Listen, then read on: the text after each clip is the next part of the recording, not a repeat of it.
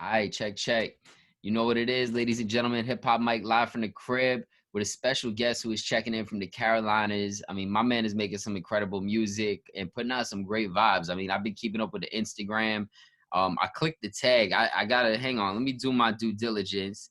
I clicked laws.gen and Yeah. I saw a video. My man's was doing a vlog talking about eating spoonfuls of mayonnaise. We gotta talk about that. I need to know which team ended up or who ended up eating the spoonful So of mayo. nah, it was honestly nah. They fucked me over. So Well, basically, Jaheal is in the building, y'all. Just so y'all know. yeah. What's up, everybody? My name is Jaheal. I'm a part of a group called the Lost Generation. But lately we've been getting into a lot of solo shit. So we're just here really kind of getting to that. But like so the mayonnaise thing is You like ate the spoonful of mayo. nah. I won. So what happened was is Okay, okay. so we started. So me and my group, the Lost Generation, started to do like vlogs. Like we wanted to do like a bowling vlog. Like we like to bowl. We like down here. There's not really too much to do unless you go outside. So you got to go fishing. You got to like go bowling. You got to try to play basketball at some court somewhere. So we had two separate teams, a couple of artists on each team, and then a couple of just our guys. And my team won. All But right. the whole time the other team was like popping shit, talking about, oh yeah, you're not gonna win. So like once we won, it was like, all right, cool. We'll get this going. We're gonna go to Walmart. We're gonna grab some mayo. Everybody will be straight. So instead of the other team, the losing team, eating the mayo, they just took all of the mayo and just started throwing it everywhere. So they started throwing it on me. Oh Like I had to man. like literally take like so much mayo on my shirt. I had to like take off my shirt just to get to the car to grab another shirt from my trunk just to like be able to drive to the crib. It's like they got me good. And they tried to make it seem like they was about to do it, had it on video and everything. And yeah, the videographer was on the other team too. So he was all like, all of them were like in on it. So I was the only person that was sitting there like, yeah, like I'm about to watch the meat mayo. Nah, they just took the spoons and just started like slinging shit. Like it was crazy. Wilding out. Yeah, it was hilarious. That was a good time. Well, I mean, you mentioned it was a videographer. Who is this collective? Because I mean, I came across your music obviously from Hostage. There's over a million Yeah, streams. thank you. With Cloudy. How do you pronounce Cloudy's last name? Nueve? So yeah, so it's Cloudy Nueve. Rest in peace to Cloudy. But yeah, Cloudy Nueve. He actually got it from what is it? It's a Nintendo game. Smash Bros. Yeah, yeah, Smash Bros. He got it Okay. from Smash Bros. And Star Fox McCloud was his favorite character to play with. And then he just took the Cloudy from that, and then just became Cloudy Nueve off of that. But that was like a really close friend of mine. I looked at him like a brother. Um, and the group is the Lost Generation. It's me and five other guys. We just started making music. 2014, we started making music and just started like adding people to the group and adding people to the group. And now it's like a collective, but we've taken time recently to not only just get into our group bag, so working on that tape, but then also just like showing people that we can all kind of operate ourselves. So um, I'm really excited for what we got with the group because it's like the group is more of the like we do more upbeat, like poppy, like just more happy, like just chill music and shit like that. But then when we all get into our bags, it's like that's when we're really talking about what's going on in our lives, what's like the real shit. So it's like, and we all have different sounds solo compared to what we do as a group. So that's really dope to me. It's just like I love working with them and getting all that because those are my brothers. Like I damn near grew up with them. Like I became like I met them when I was like 14, 13. Like so. Um, Well, you feel the energy. Like I think that's the thing for me. Like I mean, I came across Hostage, and then I got lost in like all the Cloudy's projects. yeah, Then I came across was it Shuai Cuomo? Is yeah, Suai Kumo. Yeah, yeah, Shuai Kumo. So I'm yeah, listening to Shuai Kumo just like front to back, and I'm somebody I listen a lot in the car when I'm driving, so I don't yeah, really even pay attention to what tracks what. But I hear you pop up again, and yeah, it's just like one after another. My favorite songs of Cloudy's are featuring you. So yeah. then I That's what's go to up. Thank you. yours, and I see, and the only thing I think you have on Spotify is Christmas carols. Yeah, But just listening to that, like, you know, I lost a friend pretty like maybe a year ago, a year and yeah, a half ago. And it just it hit home. Like you feel that it's so sincere, and yeah, the you know the quality of the lyricism's up, the production is up. So then I'm like yeah, looking up you on Instagram, and I find like the producer, and then I find the videographer, then I see these vlogs, and I'm just like, Yeah. wow, this is like such a dope collective that I Thank you. think is like, it's only a matter of time before the world finds out about all of y'all. I mean, it's Yeah. genuinely slapping, and it doesn't seem like y'all are like really got like the big budget behind you pushing it. It's just good music pushing it. Yeah. And I mean, yeah, budget wise is all us. Like we're all working, doing what we got to do during the day so that we could put everything into music and just art in general. Cause like it's like a big, like it's a big group of us. Like we have the 6 artists, and then we have my guy Owe, who does all of our clothing, but then he also does consultations for other artists, and he has his own brand. And then you got like like our photographer Tariq, and we got another photographer named Zach. Like the list goes on and on with just like the amount of people that kind of come into trying to make everything happen. Um, but then it's like all of them, because they all do their things on separate, but then once it comes down to like, all right, well, it's time for us to do a tape, it's time for us to do a show, it's time for us to do something like that, it's like everybody comes together, and it's some of the best times, like just Mhm. getting together and doing everything, because at the end of the day we're all friends first, and then the music and everything else is like that just comes with it. Nah, it's definitely fire, bro. Yeah. You said it started back in 2014.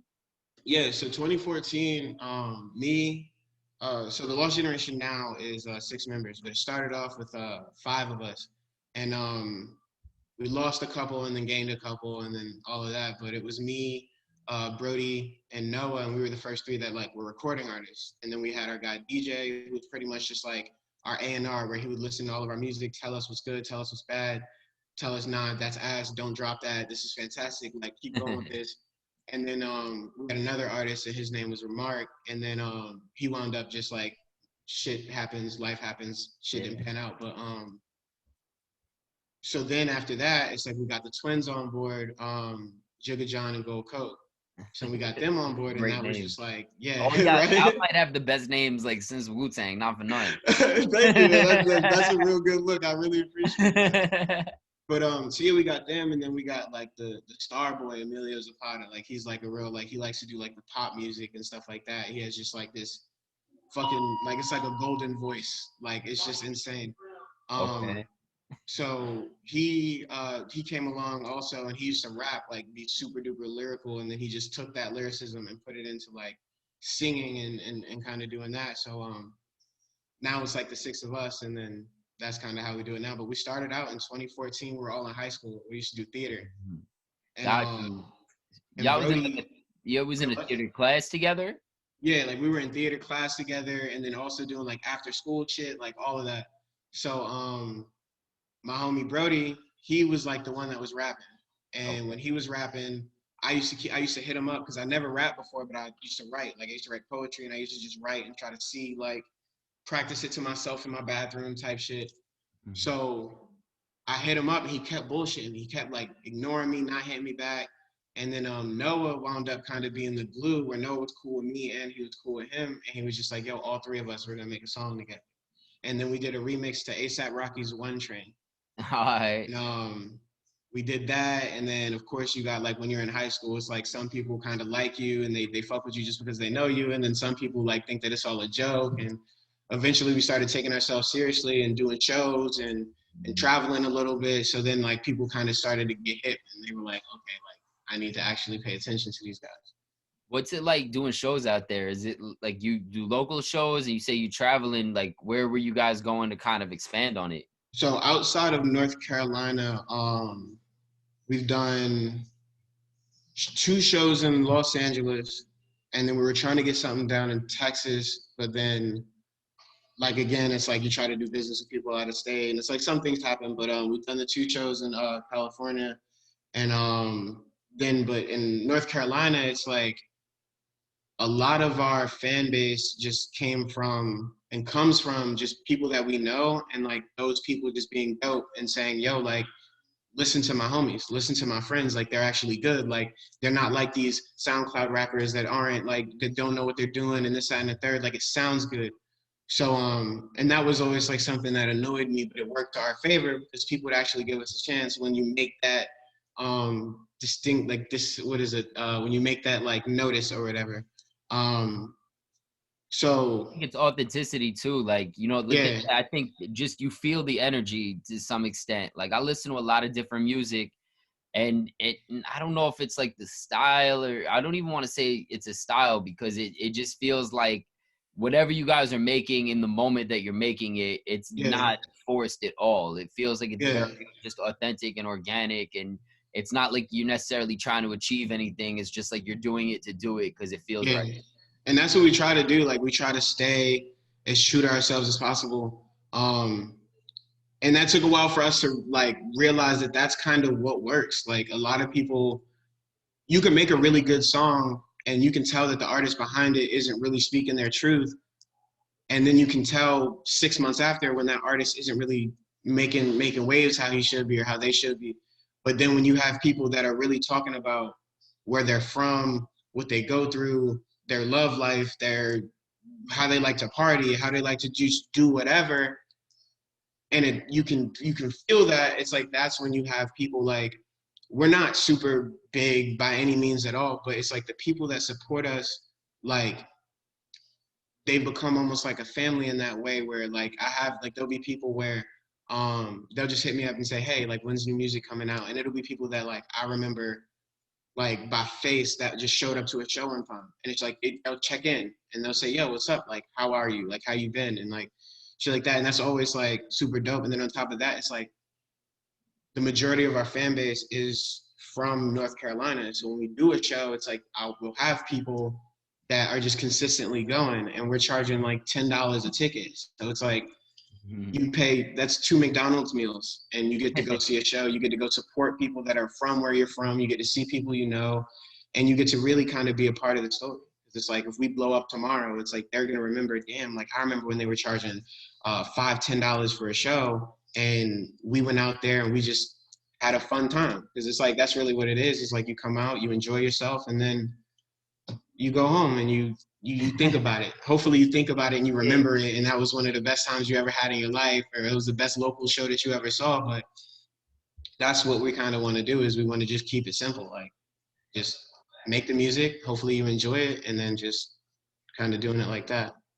Yeah, it definitely, like for me personally, is reminiscent of like when I remember when J. Cole was coming up in New York a lot, and it was like going to kind of like these college shows, and it was kind of like it was just all good vibes. It didn't Yeah, necessarily feel like it was very industry or anything like that, but just like people that were familiar really just loved it. And you know, to this day, like those were some of my favorite shows. It was just real organic, homegrown stuff.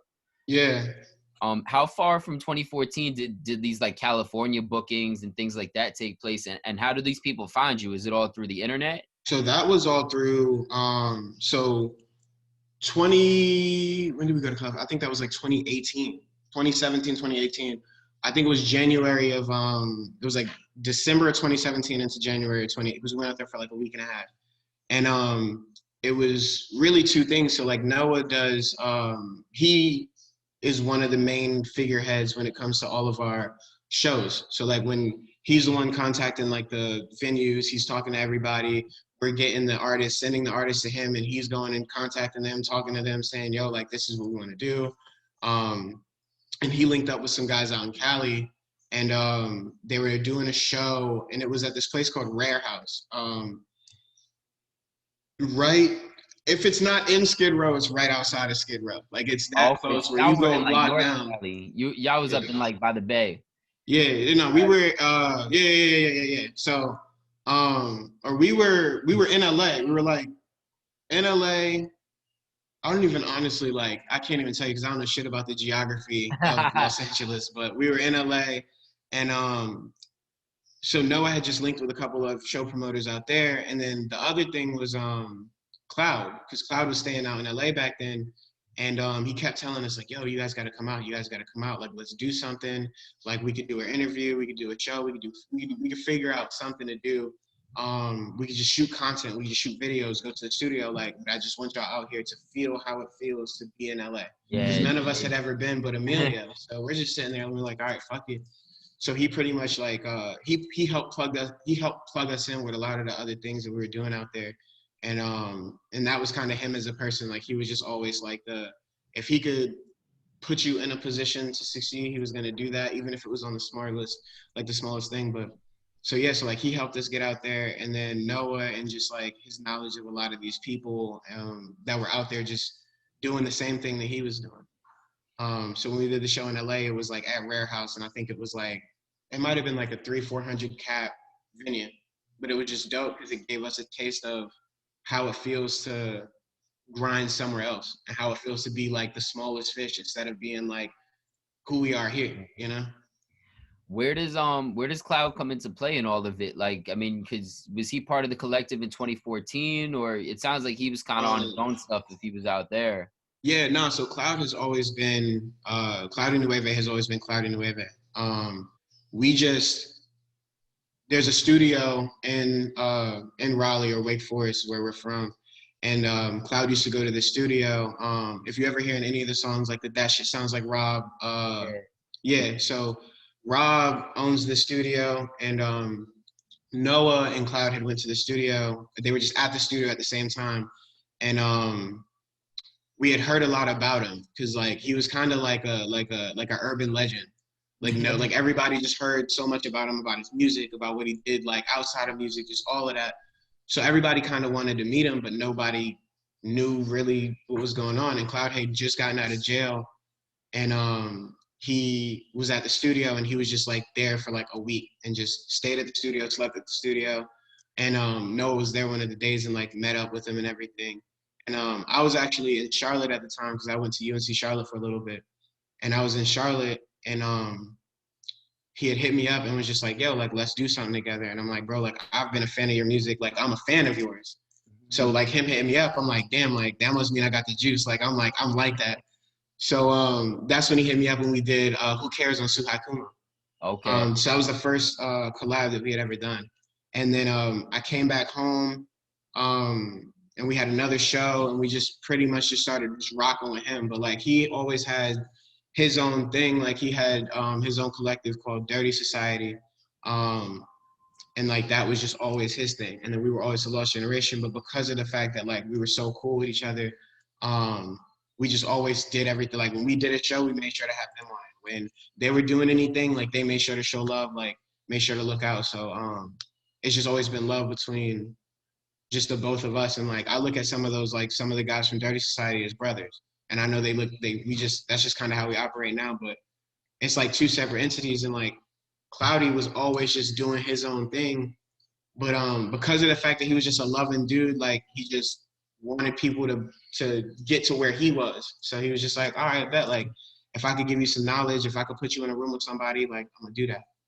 So I mean, I think that's fire. Like, I mean, it was same for him as I felt for you. You know, like I was at Rock Nation 3 weeks ago. They're like, "Who are you listening to?" And I'm like, "I'm listening to this kid, Cloudy Nueve." They're like, "Well, how do we find him?" I'm like, "I don't like. I didn't even know." And yeah, you yeah, know, like, and again, I think just going down the rabbit hole and finding your music, it's interesting that y'all two from the collectives are the ones that actually ended up connecting and bridging that gap because yeah, I mean, fast forward, you end up with this record Hostage that's I mean, 1 million streams is nothing yeah, to shy away from, and you guys don't seem like the kind of people that's spending a ton of money on playlisting to run it up. It's just like yeah, happens. yeah.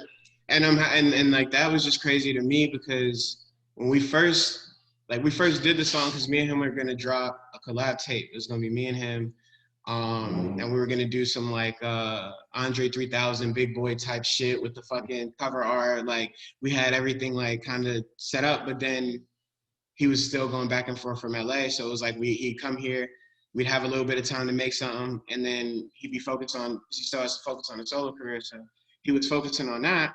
And when he was focusing on that, it just kind of hit the back burner. But he hit me up one day and was just like, yeah, like I'm thinking about putting Hostage on my tape. And I was like, are you sure? Like, because all of the other songs on this tape were like hard songs. Like they're like songs you could really like dance to, or like you could really like just kind of be in those mindsets. Because he was like, There's a he was a variety real for yeah, sure. yeah, yeah. Like he was a real nigga. He was a rider. So it's like when he get into that bag and he start making that music, it's like that's something that I've been around and I've seen, but he's lived and he's gone through it. Like he's been through it. So it's like I'm listening to Hostage and I'm listening to these other songs like Faded Letterman and From the Dirt, and I'm listening to those and I'm like, damn, like does this really mesh with that? And then he was just like, yeah, like nah, just trust it, like we're gonna do it. And then when it first dropped, it was a least played song. Nobody was really fucking with it like that. And I'm sitting there and I'm like, bro, like we shouldn't have dropped it. Like we should have waited on it. And then like 2 months later, most played, like that's what everybody's looking and listening to. And I'm just like, damn, like that just shows like one, believe in yourself and just like understand that when you put something out that's good, like it's good. It doesn't matter what That's the it. other shit. It doesn't matter who says what, you know. Yeah. Um, Nah, and I that, mean, and it seems like again the same.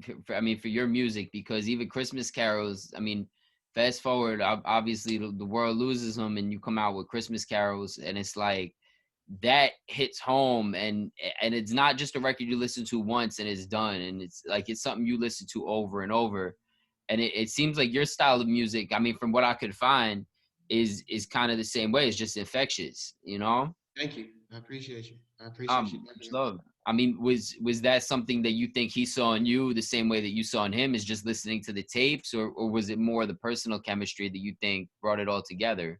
I think it's a little bit of both. I think it's like he saw me more as like, because like out of my group it's like I'm the rapper out of the group, like I'm the one that when I started and even now it's like I sing here and there and I love to sing, but I'm the rapper. So when I write, I'm writing raps. Whether I sing it after, it doesn't matter. I'm writing raps. So it's like when I listen for the metaphors and the similes and I try to do like different things with my flow and everything.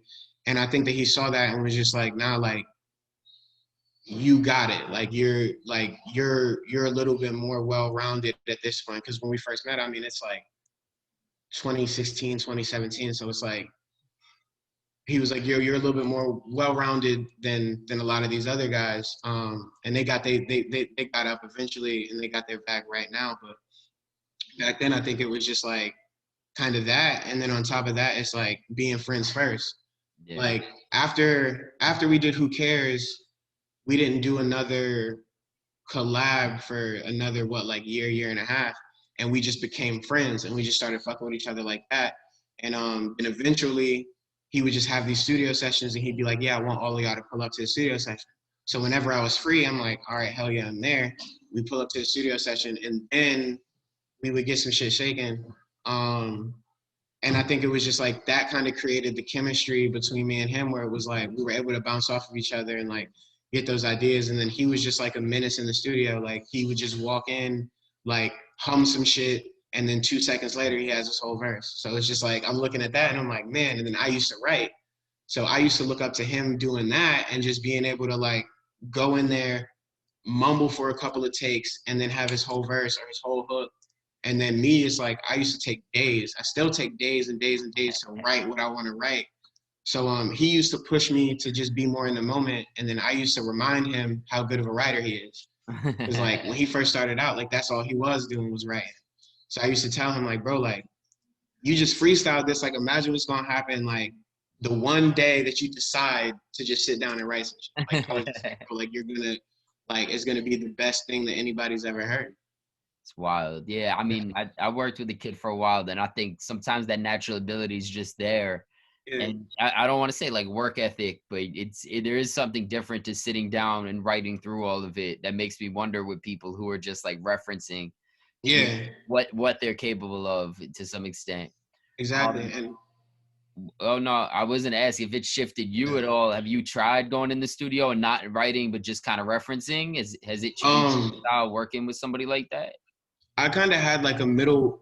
I'm kind of currently at a middle ground where it's like, whenever I work with the group, it's like I go in there with like an open mind, like because they kind of go everywhere, like they'll do anything. So when I'm with the group, it's like I'll sit there with an open mind.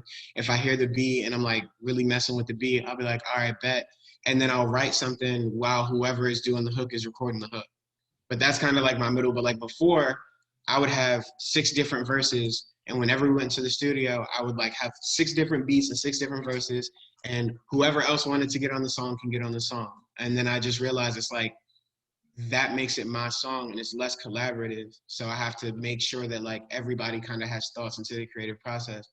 So eventually it just became like I'm gonna go in.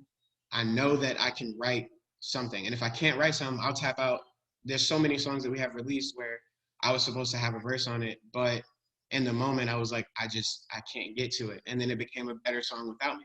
So yeah, I'm in that middle ground. It's like I won't necessarily freestyle everything, but even if I do, like I'll freestyle like half of a verse. Like I'll write the first half of my verse and then I'll just keep it going after that.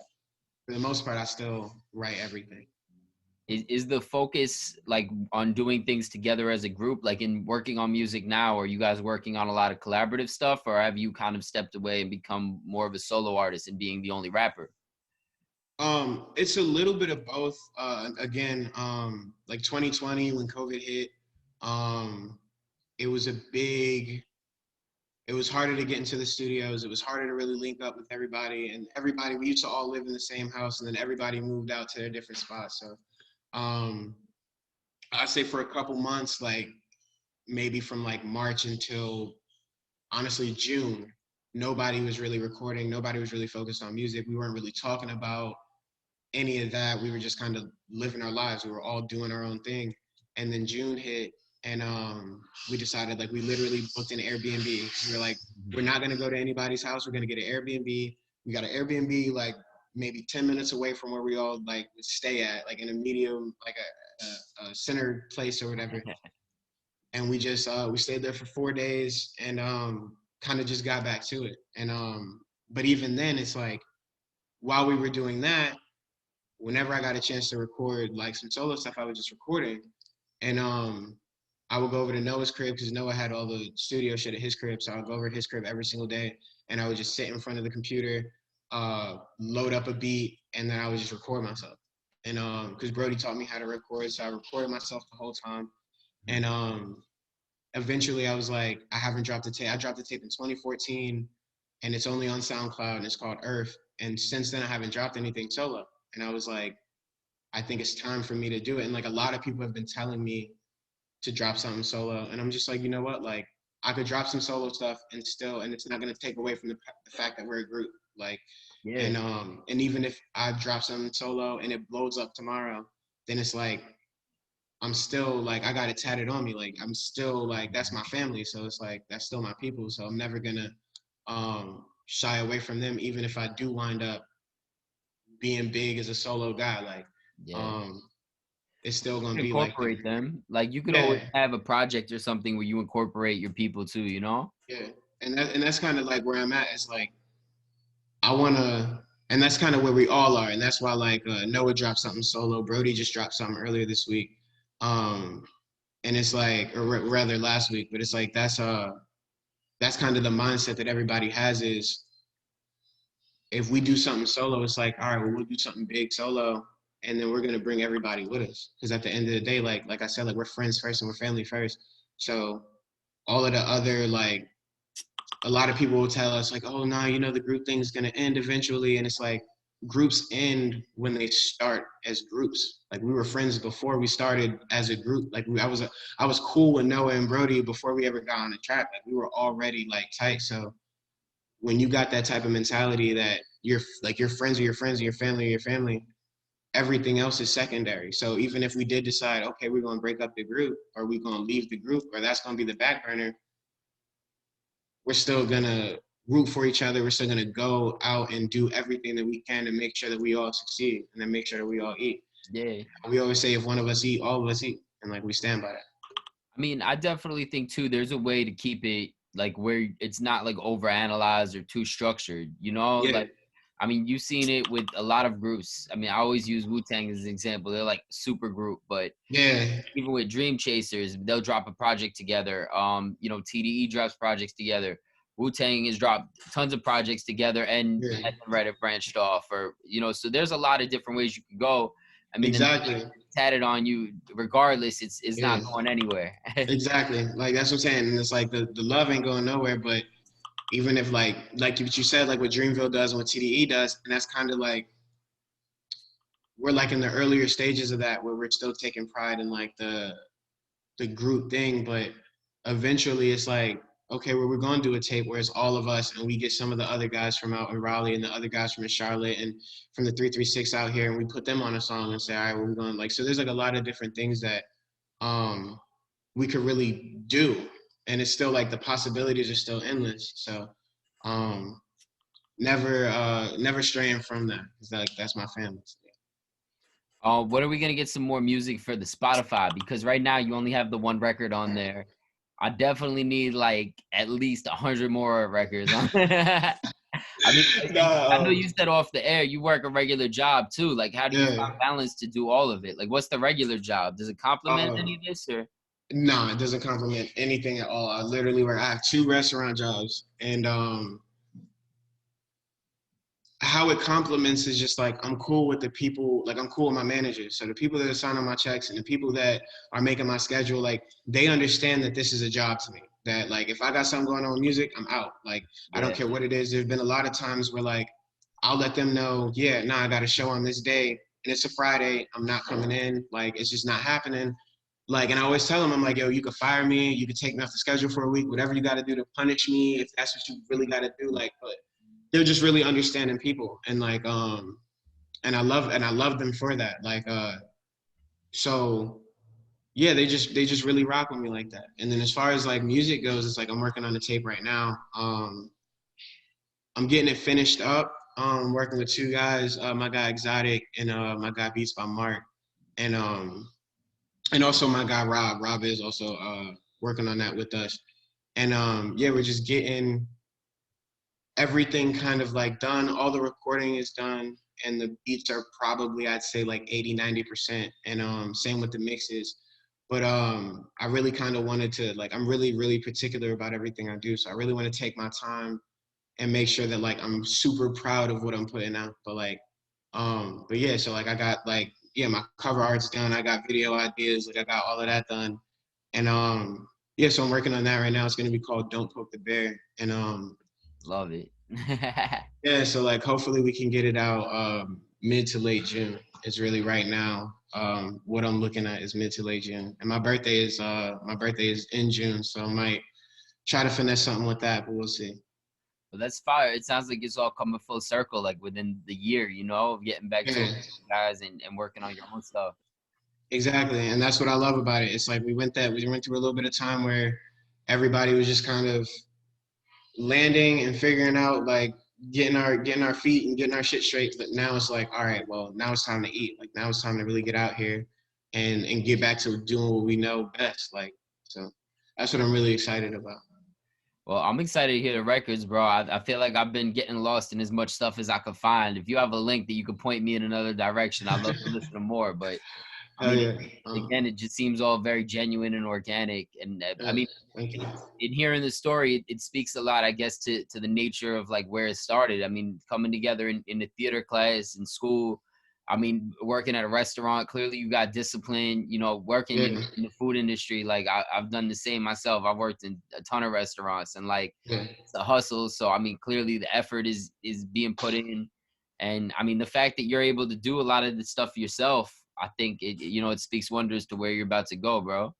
yeah. And thank you for that. Thank you for that. And that's really what I'm trying to do is like just put my foot on the pedal and not let up. Like that's my only thing is I'm just not trying to let up. Like once I drop this tape, it's like I got a single coming before the tape. I'm gonna drop the tape, and then we got the group, and then there's just gonna be it's just release after release after release, like videos. Like I'm trying to go crazy.